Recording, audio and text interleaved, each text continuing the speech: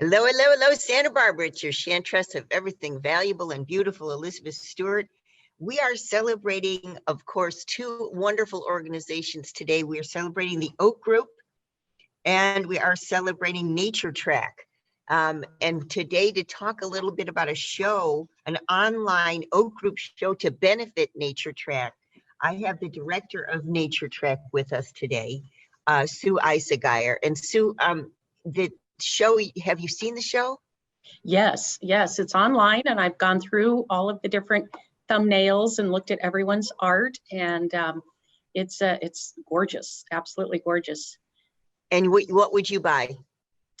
I think one of my favorite places is at Arroyo Hondo Preserve, so probably one of the paintings of Arroyo Hondo or Ocean Beach Park. I don't know, they captured many of the places that we take students on field trips, so there's really something special about.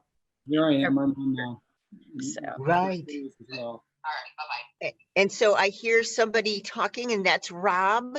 Rob Robinson is here. Hi, Rob, one of our artists. And Arturo Teo, my favorite in the world. I collect him. And Arturo is here. That's Thank so you, Elizabeth. cool. Hey, hi, Arturo. Hi. Just a little bit background on Nature Track. I've been following Nature Track for a while because I think it's such a great organization. More than 22,000 outdoor learning experiences have been provided by Nature Track. And what Nature Track does is it aims to take the education from the classroom and put it outside. And it's so interesting that Sue has managed to make this happen. She's making it happen even in the pandemic. She has docents that lead outings, and these outings are aligned with the classroom curriculum so that students are actually learning in a really kinetic way. Nature Track provides these generations that are coming up with the real experience of what it's like to be in nature. And Sue has founded this. She founded it in 2011. I covered the film festival that Nature Track did. And the interesting thing about this is that last March, when Sue was scheduling the film festival, we covered Sue, Richard and I covered Sue and the oncoming festival. That was March, I think it was 11th of 2020. Well, the very next day we had the lockdown and that film festival had to be rescheduled.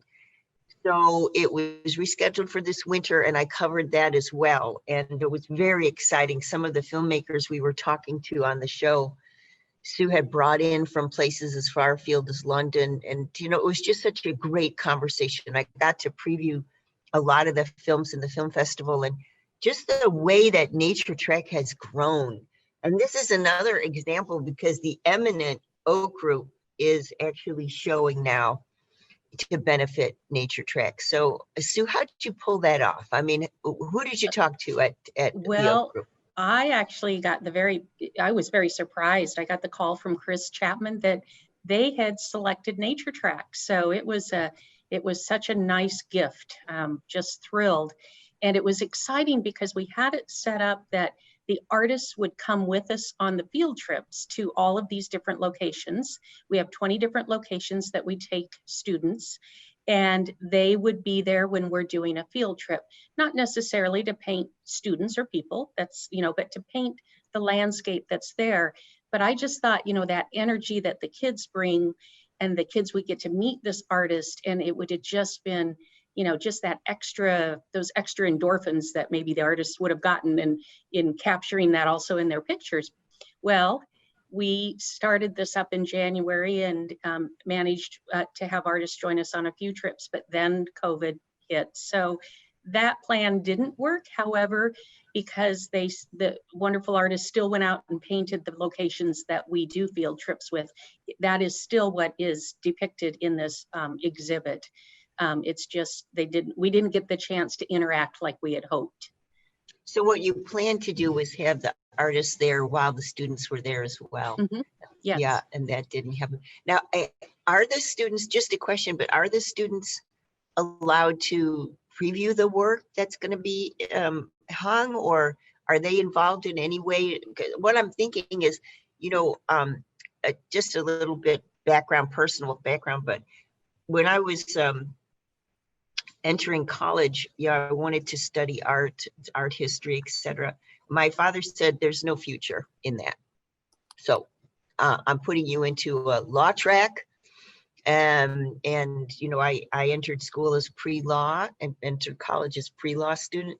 And I kept sneaking out and going to life classes, going to art history classes, collage classes, and I just, it was over for me as far as I was concerned. So what my question is, Sue, are the young students that you work with, are they involved in this experience of plein air painting at all?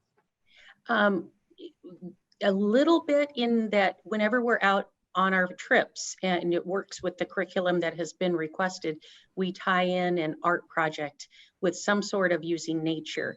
So not as much plein air as creating with nature.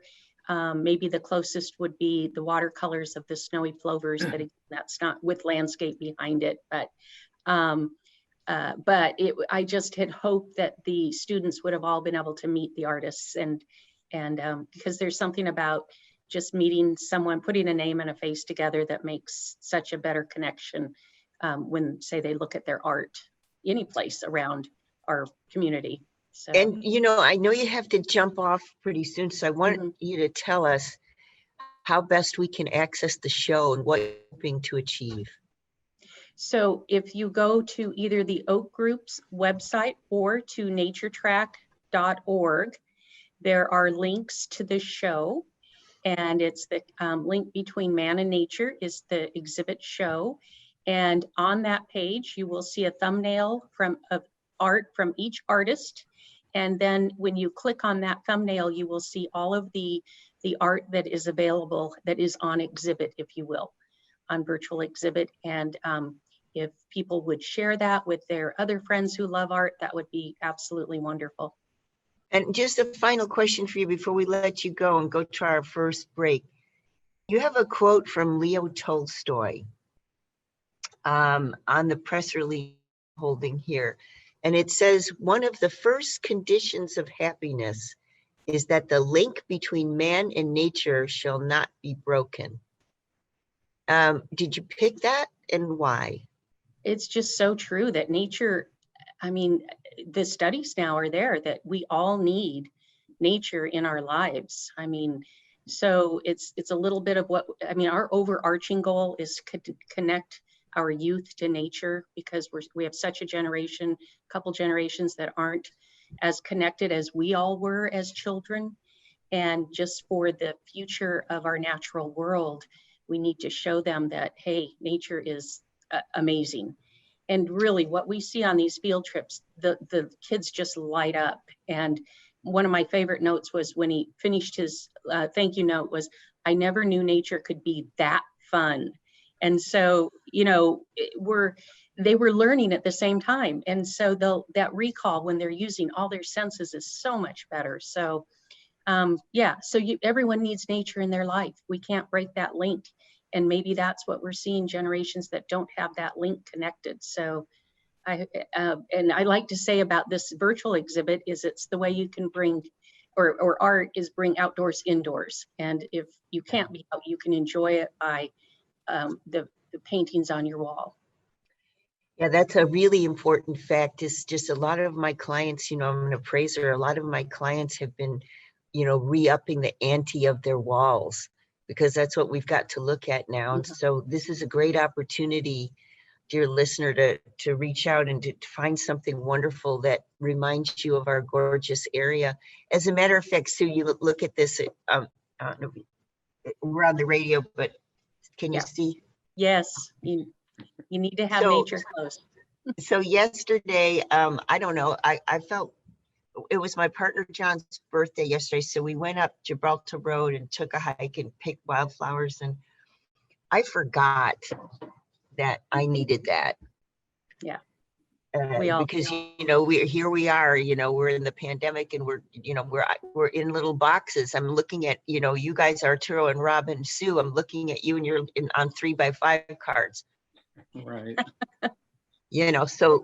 So we need a little bit of this nature stuff going on, and to have that kind of beauty on the walls. I mean, I can't tell you how fantastic the show is. So Richard, are you there? Hey, Richard. Okay, so let's go to a quick break and we say goodbye to Sue. When we get back, I want to talk a little bit with two of the artists, Arturo Teo and Rob Robinson. I want to talk a little bit about their experiences. The point of the show since March, Richard and I have been kind of guiding the show to talk to artists about how the pandemic is affecting them and how they're affecting the pandemic locally. So I'd love for the two artists that we have with us today to reflect a little bit about that. And then I also want to talk about the pieces that they've picked to hang in the Nature Track show. So we're joined by two members of the Oak Group when we get back from the break. Don't turn that down. Back in a minute. Thank you. Bye. Thanks, Sue. Robin, Arturo, did you see, I responded to Jeff, the email back and forth, and he just had trouble getting to looking at the pictures. So he's looking today, and let's hope he chooses some. Monty said he's an art collector. So he's down in LA, I guess. So we'll keep our fingers crossed. I got to run. Wonderful. Thank you. Thanks. Sue. Bye. Thank you. Nice to see his face. Yep. Bye, Richard. Bye-bye. Hey, Rob. Hey, Arturo. Good morning. Morning. It's gorgeous out. Gorgeous. It is. Yeah. I just love this time of year. It's just. I had to skip my exercise class to be here, but I'll join it tomorrow. Yeah, I did mine on the floor. Right. But yeah, it's so beautiful out. Elizabeth, you're so kind. I love you. It's great. Thank you for supporting the artists and the art and all that. Of course, gosh, I have to say, I'm looking at a new piece that I've hung. It's 14 feet tall by 10 feet wide. Yeah. Wow. And I don't know, let's see. Is it a woman? No. Figure? So it's I found it in somebody's attic, and it is a huge mural of the elephant procession at Jaipur. Wow. Oh my God. And so maybe I'll grab I'll show it to you when maybe if I can. But I had Patty West restore it, and she pulled the plaster off the back, and then I another strip of canvas and hung, and I had some carpenters make a rail for it up at the top of my ceiling. That sounds So great. it's fantastic. It occupies an entire wall. It's very not my house really, because I have your plein air and I've got other plein air, but this is just such an interesting piece, and it makes me happy, so just that whole thing of like coming into the house and seeing something you love. So I just couldn't, I don't think I could exist without that. It's a new thing just to have that around. You're gonna have to turn your camera and give us a little glimpse of this thing. Yeah, it's huge. Sounds fabulous. Oh my gosh. Wait a second. Oh, that's the plants.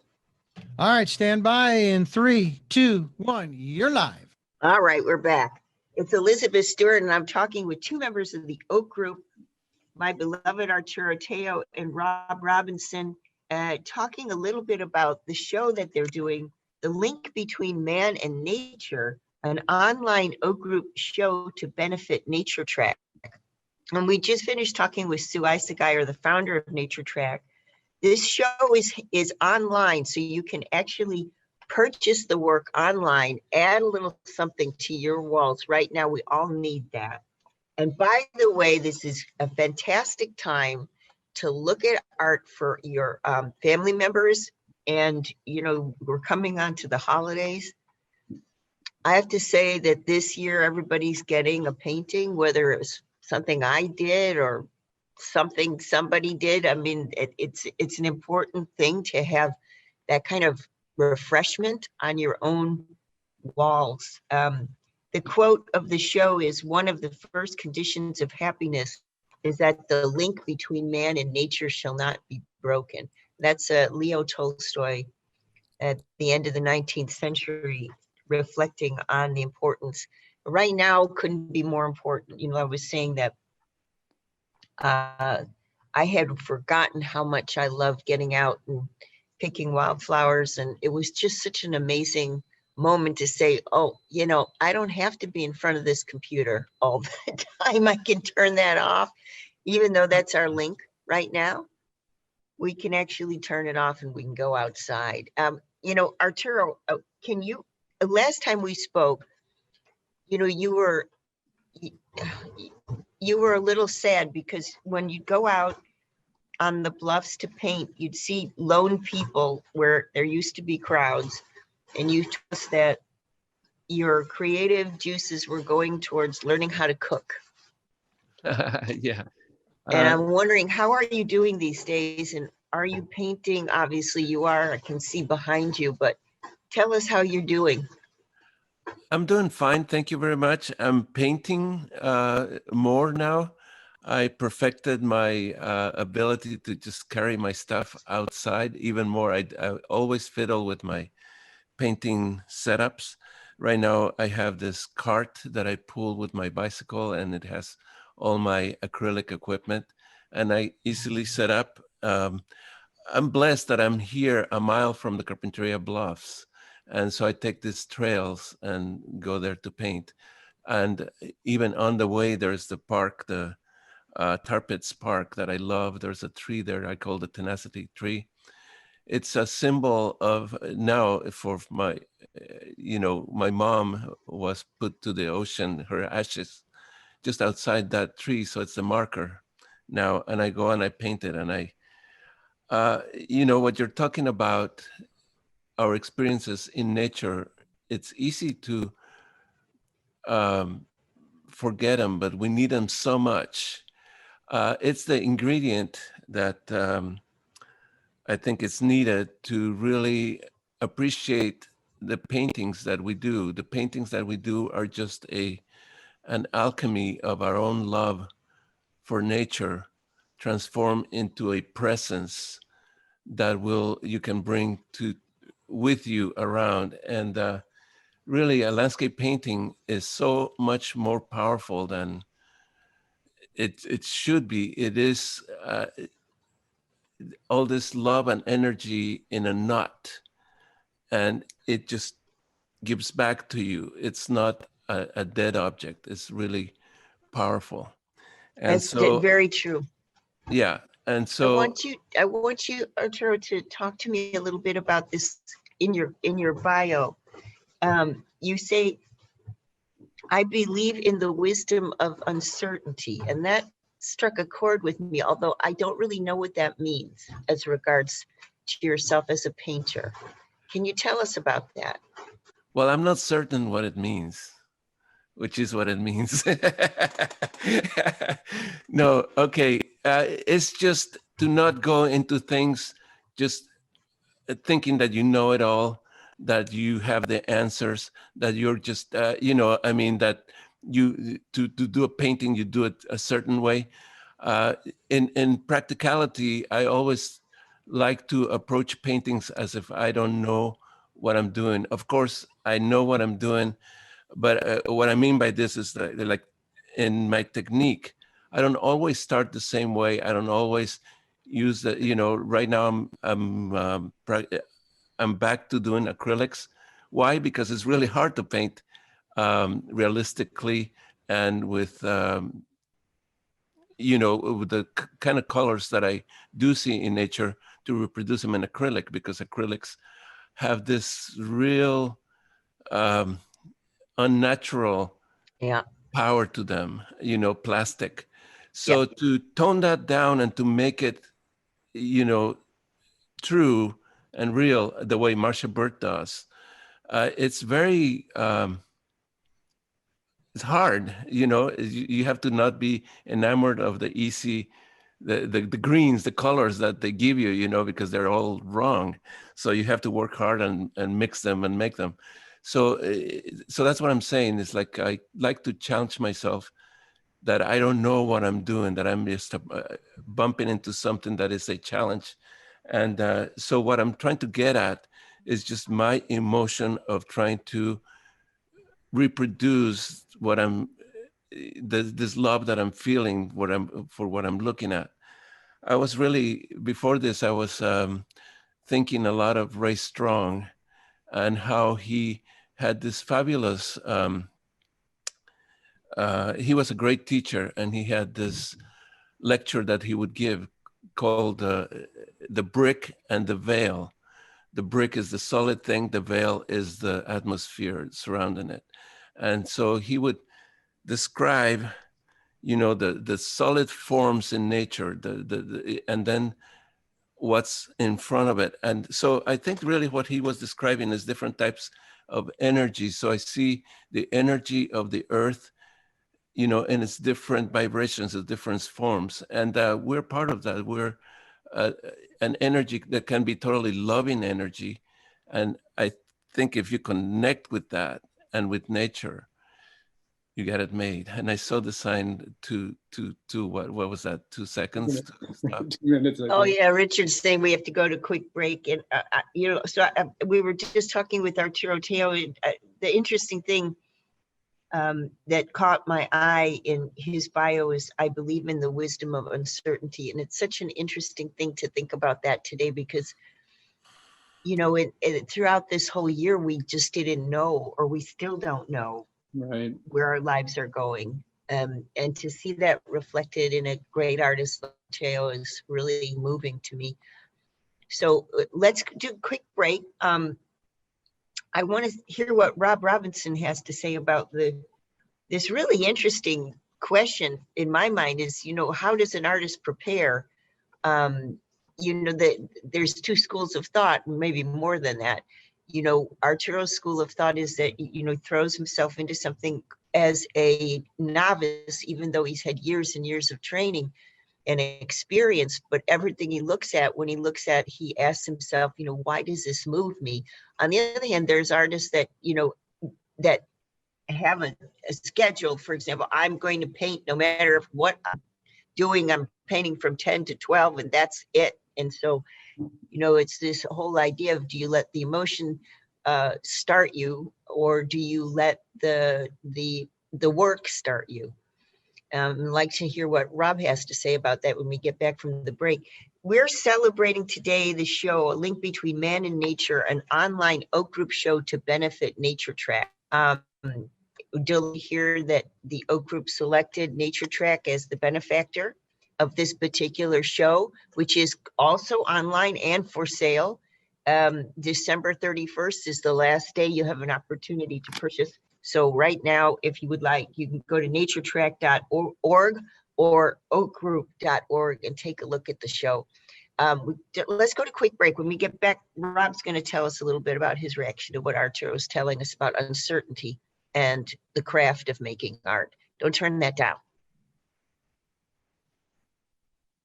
You're clear. Okay, let's see if I can show you this piece.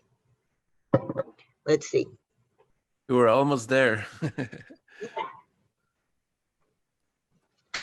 Yeah, we were. I was getting a good look at the hall. Okay. Oh boy, there's a bunch of cool stuff in there. Uh, Is that it in the back wall? Yeah. Wow. So Wow.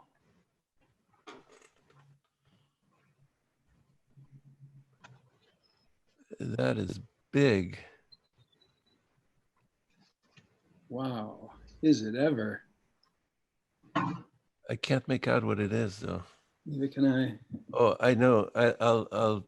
Looks like a Pin her. scene or something. You need to pin her so you see the whole screen. Wow, that looks unbelievable, Elizabeth. Very interesting. Yeah, is that like Moorish architecture, or is that like more Renaissance or something? I actually was, and then I'm talking with my son's father, who is British and has traveled vastly in India. And he said, oh, I recognize that. That's the elephant procession at Jaipur. And I didn't know this, and I should know this, but in Indian mythology, the elephant is one of the 7 jewels that Brahma provided for his people, and the elephant is celebrated annually.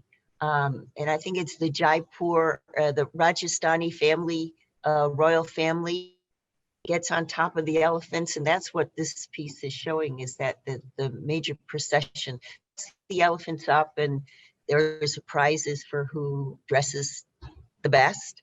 So that's what's going on. And the buildings are various Hindu temples and also mosques, I believe. So yeah, and the artist, the artist is an interesting person. I mean, I have to look up his name one more time, but the artist is a plein air artist from the 30s. Oh, wow. Wow. And so I think this is probably 30s or 40s. And I don't think it's WPA because I have another WPA piece, and it's style at all. It's not the WPA style. So I don't know if it was done like for a theatrical backdrop Yeah. or what. All right, here we was- go. In 3, 2, 1, you're live. Welcome back. It's Elizabeth Stewart, and I'm talking with 2 members of the Oak Group today, Arturo and Rob Robinson. And we are talking with them because the Oak Group has elected to do a benefit show for Nature Track, which is an organization that takes young kids out into nature as part of the school curriculum. Up to now, they've taken 22,000 kids from our local area outside and educated them in how nature can actually enhance educational experience for them. And I was talking with Arturo before the break. We were talking about a quote in his bio. I believe in the wisdom of uncertainty. And he went on to say, and the question is directed to Rob, to reflect on this. I believe in the wisdom of uncertainty. I stand in front of my easel with an honest inquiry. Why or how does this move me? The act of painting has less to do with hand-to-eye coordination than it does with heart and soul communion. And I'd like Rob to reflect on that. Yeah, well, I could listen to Arturo talk about this all day, actually. You know, I'm not really sure exactly what to say about that. You know, one of the things that I love about painting, and for me, is that every time I step out there, I don't know what I'm going to get. You know, I don't know what I'm going to see. I don't know what I'm going to be challenged by. I don't know how far I can reach, kind of.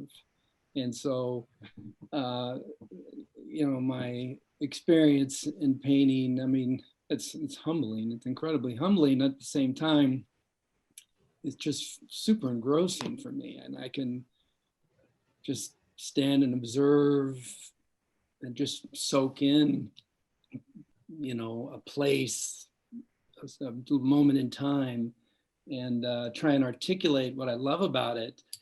And I just work with the limited tools that I have and my limited abilities, and try and get things to just resonate with me, get the canvas to just resonate how I feel about it, you know, and with my limitations, you know. And I mean, it's food for me. And in my preparation, I have a backpack, a small pack that's got everything in it. I was also inspired by Ray and the Oak Group at large, and I've known a number of the members for a long time. And Ray would always say, you know, you're painting the mountain, you should climb the mountain. Get up the next morning before and climb the mountain, go to the top. You know, just to really stand on the land, stand on the earth, really feel the space. So, you know, plein air painting is doing that. I mean, you get out there and you stand on a bluff in the wind overlooking the coast, and you know, it's just thrilling. I know that. So mine's very portable and it's very small, and Arturo's got quite the setup, you know, as does Michael Drury. He's got an easel made with a engineer's transit, you know. It's just really something. But I go light. I've done a lot of painting out in Santa Cruz Island because my wife's an archaeologist, and I've gone out as the team's chef, and I'm not a cook by any stretch of the imagination, but I can beat canned food, you know. And so I would help them, but I paint a lot out there. And to stand on like the west end of Santa Cruz, for example, near Forney's Cove, on these house depressions where the Chumash lived for 8,000 years, and to stand on a house depression and paint the coast and just look at what they looked at and be just alone out there. It's just, you know, it's fabulous. It's so good. Have you been to Santa Cruz to paint since the pandemic? I have not, actually. You know, I'm not sure, you know, you got to go out with the folks out of Ventura, you know, and you know, you're going to be on a boat with a bunch of other folks. I'm not sure what their schedule is right now. I was talking to my wife about maybe trying to get out to Santa Rosa, you know, which is a little more isolated, and there's not as many folks out there. I mean, she gets, you know, we stay at the research center on Santa Cruz because she's a archaeologist. So, but you're still, you know, COVID's really locked us down to some extent. We're not traveling as much or at all, really, and it's compromised our painting. Except, you know, you can step out and go somewhere by yourself and paint, and that's what we're all doing. And painting for the show is fabulous in that way because, you know, and I think the one thing that I was trying to do was go to places and paint things or environments that kids might find fascinating, you know, like the Gaviota Coast, for example, the tide pools, the cliffs, you know, places that kids could get down and into the ground. I mean, Ray Hunter did a couple of really beautiful paintings for the show that are really quite good with children in them doing just that, you know. And I wasn't about to tackle painting the figures, but and that was really, it was really enjoyable.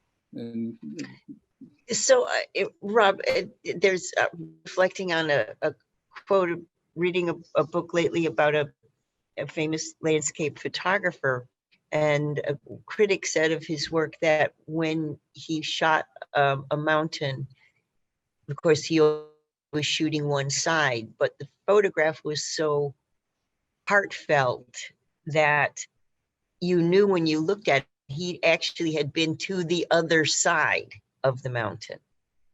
yeah, Wow, that's like a Ray Strong quote. that is. It really is. And I wondered why you picked up a paintbrush and not a camera, for example. Why did you choose painting? You know, I mean, I always liked photography as well, but I choose painting because I like to, in my life, to actualize vision. You know, I'm fascinated by the human condition's ability to conceive, to actualize, and make, and share, you know. And painting for me is, you know, whether you're building a house or you're building a garden or whatever you're doing, to actualize an idea, to actualize it physically. And the act of that actualization is exciting. Then you have someone at the end and you can share it and give it away or whatever.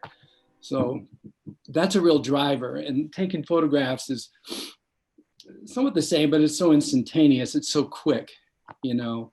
And the tools, I mean, painting's a lot harder. Yeah. Painting's a lot harder, at least for me. And to paint is the experience of actualizing something and not having the day just get caught up in the rest of my busy life. I mean, to be present in that space and to actualize something is real satisfying. That's what drives me, really. We had an entrepreneur who founded a platform for speakers to talk about really interesting speakers to talk about current events during the pandemic. Mark Sylvester. And Mark said that the world is divided between those that make and those that don't. And I thought that was an interesting quote, the makers. Yeah. And Richard's giving us a sign we have to go to quick break. Hey, Richard, are you there? I see that he's talking. Hey, Yes, Richard. I'm here. All right, a quick Yes. reintroducing Rob Robinson and Arturo Teo, members of the Oak Group. We are participating in a show that is online and available for sale, benefiting Nature Track, a wonderful organization that has taken 22,000 kids out into nature. It's founding in 2011. And it's a great way to think of you want to get those last minute Christmas presents. I mean, who wouldn't like a wonderful piece to remind them of the place we call home on your wall right now in this, last stages of the pandemic, we hope. Don't turn that dial. Back in a minute with Arturo and Rob. All right, you're clear. I apologize, I didn't mute when the train was going by. I hope it wasn't too loud. I didn't hear No, it. no. I didn't hear it, actually. Okay. I heard a tugboat go by No, that was a train. and a B-52 fly over, but I heard no train. Okay. That must be soundproofing behind you, huh, Richard? You are correct, sir. Yeah. So you can Isn't that pretty? you can yell with clarity. Well, yeah. Although in this day and age, clarity is, I think clarity is overrated. Yeah, well, there's that. It's amazing this world in which we live, I'll tell you. And Boy, no kidding. I was thinking of my last interview was with an author of mystery and crime novels. And I kept thinking about during the Iran-Contra hearings, some of the people where I worked used to talk about how, my God, Hollywood couldn't write this stuff. It's just incredible. Well, in this day and age, in the last 5-6 years, Hollywood could not write this stuff. That's right. And it's just amazing. It is almost sort of sci-fi-ish, where you would want to write the main character and hopefully get into his head, to figure out what the hell is he seeing, hearing, what is he experiencing? It's just because it's just so bizarre. It is that. I mean, no, you just couldn't have conceived it. I mean, it's just so out there. It would be I love like the way a they're scene. phrasing it. That It'd be like he is that in scene. the process of, I don't know if you call it performing a coup, which of course is going to fail because this coup is run by, if you remember the Disney film, the gang that couldn't shoot straight. Right. Yeah. I mean, these guys are worse than the gang that couldn't shoot straight. I mean, Giuliani, please, you're supposed to use permanent hair dye, not a Sharpie. Shoe polish. So, Richard, I wanted to say that if you got into his head, it would be like the scene from Being John Malkovich. It would all be me, me, me, me, me, me, me. You know that if I have seen the film, and I've also seen him in other films as well. But if I hadn't seen that film, I would not understand it. But I get it. Yeah, yeah. All right, we're doing the jitterbug here, swinging along here in 3, 2, 1. You're live. Welcome back. It's Elizabeth Stewart, and I'm talking with Rob Robinson and Arturo Teo, members of the prestigious Oak Group, and we're talking about a show they chose. Nature Track, actually, Nature Track Foundation, to benefit from a show that's hanging now online, and it is available for sale. You can go to naturetrack.org or oakgroup.org to find out more about the show. Because of the health and safety of everybody, there's no show that you can actually physically see with your own eyes these beautiful works of art, but you definitely can go online and take a look. And I guarantee you that when you get it home, it'll look much better and your walls will thank you for maybe a Christmas present to yourself or somebody in your family of art. And we were talking with Rob before the break about, he picked up a paintbrush as an adult. He actually went to Australia. When he came home, he kind of fell in love again with Santa Barbara and sought out the Oak Group and began to paint as an adult, which that's a kind of an interesting thing, because a lot of people start their careers as painters fairly early on. I have a bad but an authentic Diego Rivera in my bedroom that I found at a thrift store, believe it or not. And it's an early piece. It's not the greatest, but he was painting at 12, the guy. And so I wonder if Rob will talk to us a little bit about what that experience was like to tackle something as formidable as oil painting in your adult years. Rob, tell us about that. I had, I'd always been attracted to painting and plein air art for a long time. My grandmother was a famous etcher in the last century. And she had beautiful art in her home and so forth. So that was sort of a foundational place in my interest. But, I went and I went down to the Bluffs, Arturo's neighborhood there, for a little demonstration and a little painting experience with Meredith Abbott and Whitney Abbott down in the Bluffs. And I just took a little makeshift kit down there and, watched them paint and then gave it a go, and just bit me like a ton of bricks. I went home. I was living in the Riviera at the time. I went out in the little balcony and I just painted until it was dark, that same day. And then I went and took Michael Drury's painting class that he had, and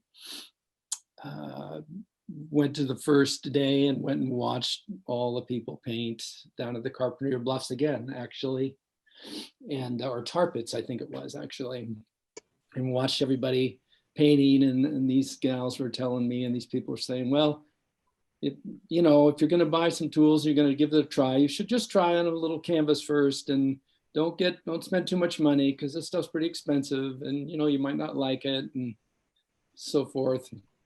And I went out and spent $300 or $400 and just dove in. I said, no, I'm in this, and I've been in it ever since. It's just it's food really for me, and it just awakened the beauty that is virtually everywhere. It is everywhere. There's paintings absolutely everywhere. Alleys, the top of a fence line. I mean, it's streets, mountains, trees, the beach. It's just organic, and it's everywhere. You just see the world differently. I mean, we all probably get that, being in the art space, but that transition, when you start actually painting, you start to see the world differently, and you start to realize that beauty is virtually everywhere, and it's so nice to just spend time with it. It's really interesting to me. I saw other.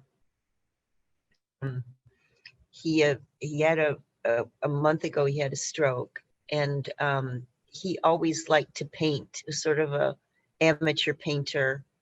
But since his stroke, my gosh, the output and his feeling is coming out, and he's just creating all these amazing things. Like, his speech is not so great, but his painting is amazing. He's turned, to this expression.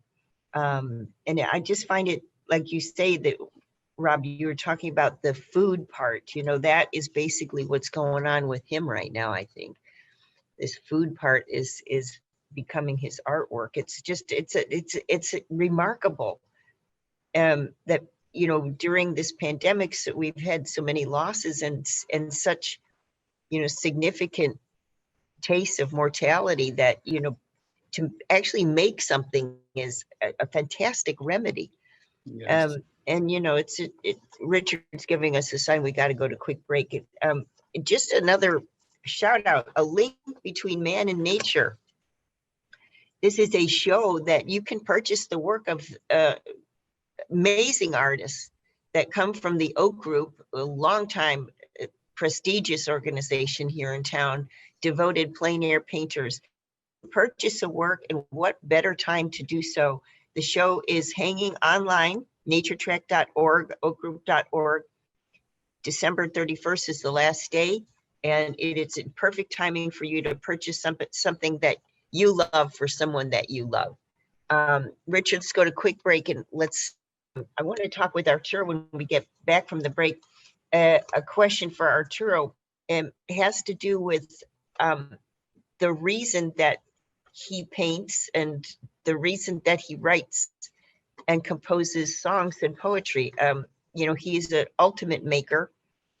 And I want to talk with Arturo a little bit when we get back from the break about his motivation in turning to the creative life, which I know Arturo, and he could not exist without it. So talk a little bit about that when we get back from the break. Okay, Richard, a quick break. Don't turn that dial, guys. You're clear.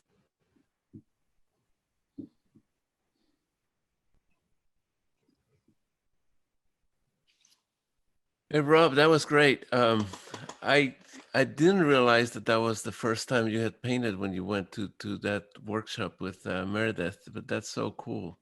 Yeah, that was It's like I was remembering the first time I met you. I mean, I think it's when I took posters. Yeah.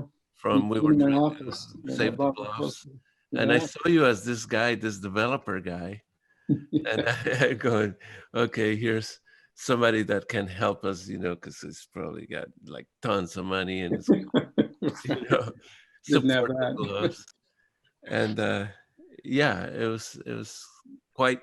You've really joined. You came back from a different place for sure. Yeah, from the other side. You did the opposite Darth Vader move. You came to the Force. That's so great. It was kind of always there. I mean, yeah, it was always there. It's just people didn't really see who I was in that space. They thought I was somebody else. I mean, because I was doing something that artists don't normally do, on that side. So it was. What were you doing? I was the general partner of Rancho San Marcos, the golf course up by Lake Achuma. And so I had never developed anything. I was a golfer and I was a surfer, and we needed more golf, and I was trying to manifest this project. And so a bunch of families came in with me and did it. And I never was much of a golfer. I don't golf at all anymore. I've had it to here with that,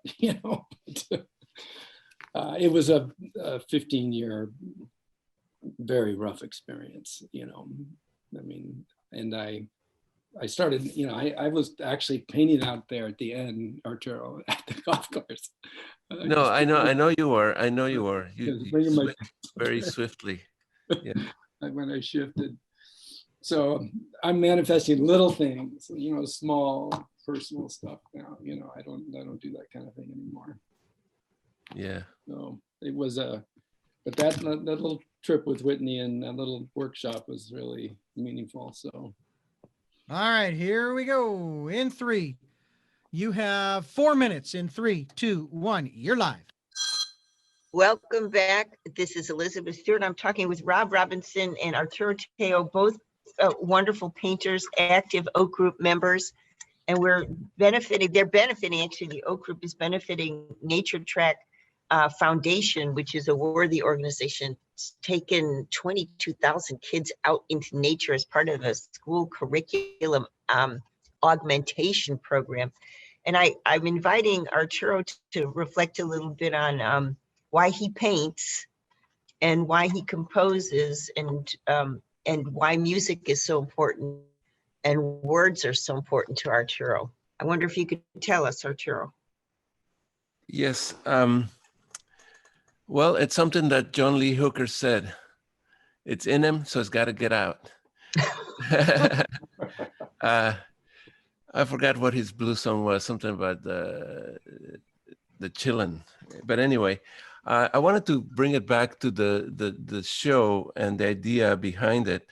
Normally, the Oak Group does this benefit shows for land, for the land itself, either acquisition or activism, actively fighting development, or try to help with the preservation costs of different places. But one thing that was close and dear to the heart of Ray Strong, our spiritual father and co-founder of the Oak Group, was education, and particularly education with children.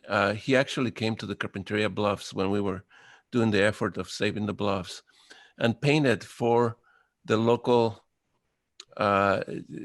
children that we were, we were gathering at the bluffs for them to make little paintings. We had a fundraiser show of children, and Ray Strong helped out. And since we did acquire the bluffs, we've done every year now for, I think it's over 20 years, a thing we started during Earth Day, which is to bring the third graders out, everybody in Carpinteria, and give them in different stations. One is a painting station, one is a haiku station, one is a raptor bird station.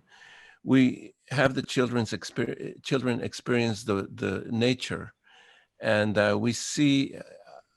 I always love to participate in that because I see the enthusiasm, and I also see that at first the kids are really, when you ask them to paint something, they go and they're really geared to the railroad tracks or the fences or something, and it's a little later when they can focus on the plants and the trees and that.